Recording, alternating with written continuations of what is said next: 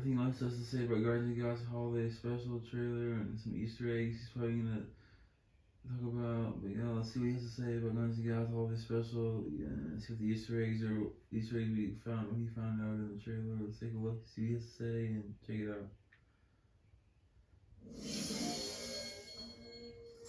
What's going on, guys? Welcome to Everything Always. My name's Michael Roman, aka Allfires. What a week to be a Marvel fan. Yesterday, we get the Ant-Man and the Wasp Quantumania trailer. Today, the Guardians of the Galaxy Holiday Special teaser. And tomorrow, the Wakanda Forever pre-screeners with reactions hitting tomorrow night. Now, I have a sneaking suspicion that both this, the Holiday Special teaser, and the Ant-Man and the Wasp Quantumania trailer will both be attached to Wakanda Forever in theaters. That's why they went ahead and released them to the public back to back. So we're going to go through this teaser trailer, break it all down. I really like the way that this is written for a following feature that's over 45 minutes, probably under an hour. You don't need to hold anything back. They go ahead and let us know exactly what's going on. They are going to Earth to kidnap Kevin Bacon and present him as a Christmas present to try to cheer up Star-Lord. But I think there is one very coy reference in here to Adam Warlock. What's going on with the greater Guardians of the Galaxy story as a whole? We're going to point that out right at the beginning of the trailer, something Nebula says. We're also going to talk about how this fits into the timeline and why Nebula knows exactly where Gamora is, or at least does by the time we get the Guardians of the Galaxy 3 trailer,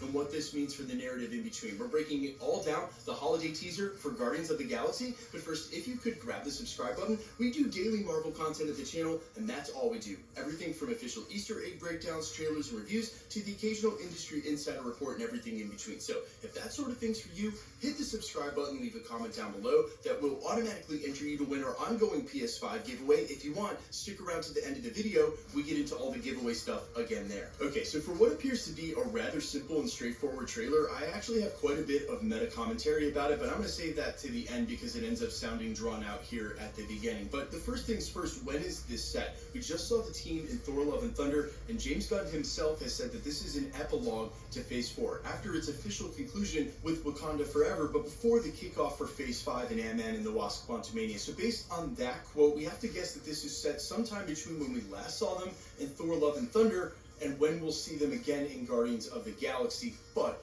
one of my initial reactions to this, so I think it's worth mentioning, the tone of Peter Quill taken during Thor: Love and Thunder seemed to be a lot more at peace with himself and the way things were than down and out, the way he appears to be during this trailer. So my money's still on this being set after we last saw them in Thor: Love and Thunder. But look, Marvel's eventually going to slide it into that official timeline of watch order on Disney Plus, and we can just argue about it then. Now the trailer opens up with Drax, Mantis, and Nebula discussing how to cheer Peter Quill up because how badly he misses Gamora. That's when Kraglin points out that on Earth's calendar, it's actually Christmas time right now. Why don't they do something for Christmas? That's when Nebula says what I think is the most interesting line in the trailer. We don't have time for trivialities like Christmas. Now, there's two things I want to point out that may put the Guardians of the Galaxy in a sense of urgency or without time to do something like a Christmas party. The first of which happens to be if they can't be late for something, like a meeting. And we now know, because of the Guardians of the Galaxy trailer footage that was shown during San Diego Comic-Con,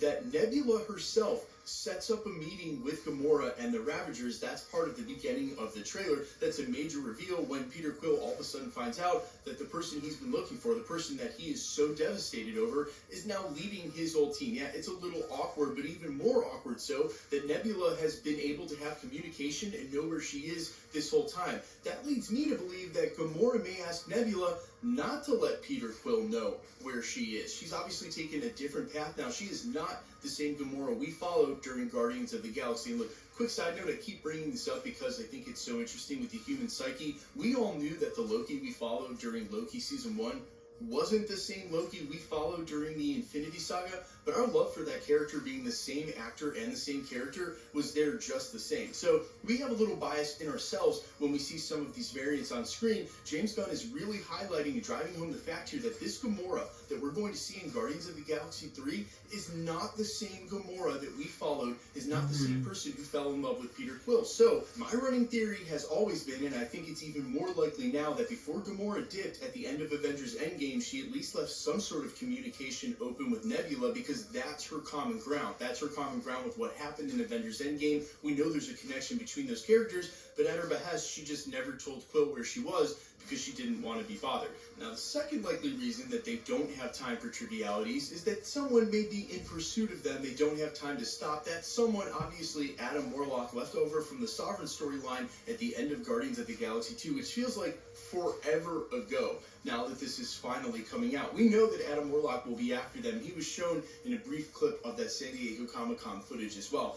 I think it may be likely the case that they know Adam Warlock is after them, they're on the run, and that may be why she brings up here that they don't have time to stop. Now, beyond that, the trailer on surface level really just sets up what this story is meant to be. That leads into the meta commentary, but they're going to kidnap Kevin Bacon in all of Drax and Mantis's aloofness. They don't even realize they're kidnapping him to present him as a present to Peter Quill and cheer him up. And it doesn't actually have to be deeper than that. Obviously, Kevin Bacon is playing himself, Kevin Bacon, and you're going to see Mantis and Drax go to Hollywood. Let the hilarity ensue. But the meta commentary here is that this is still a holiday special. As we just saw with the special presentation of Werewolf by Night, as long as it's written for this sort of short, long-form story, it can work really well. And James Gunn is the best. I actually couldn't think of a better team of characters and a better writer to take this on. Yeah, it lives in the shadow of things like the Star Wars holiday special, and maybe also something like Rudolph the Red-Nosed Reindeer. It's meant to be a Christmas story, a holiday story, and a small one at that, but it's also going to set up what's coming in Guardians of the Galaxy 3. So while on surface level, I think it's going to be awesome. I actually can't wait. This sounds amazing.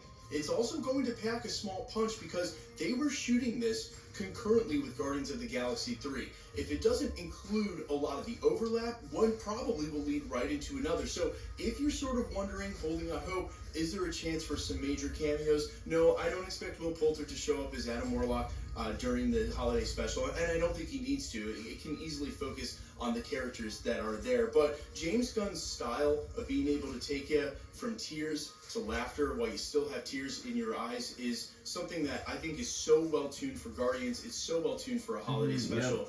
And honestly, guys, yes, I am totally biased. If you're just now following me at the channel, James Gunn's one of my favorite writers and directors on Earth, not just because of his Marvel stuff in general. I think Peacemaker is an absolute masterpiece if you haven't seen it yet, and it's writing like that as a sample size when applied to something like a holiday special.